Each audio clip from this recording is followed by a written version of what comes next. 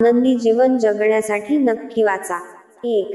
So पूर्वेकडे डोके ठेवून झोपतो, तो बुद्धिमान आणि निरोगी राहतो. 2.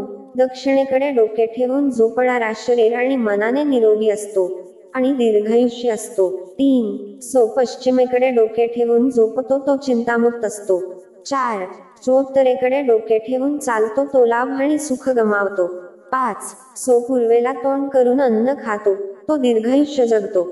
6. दक्षिणेकडे तोंड करून अन्न खाणारा एखादा आजारी पडतो आणि त्याचा मान सन्मानावरही वाईट परिणाम होतो. 7.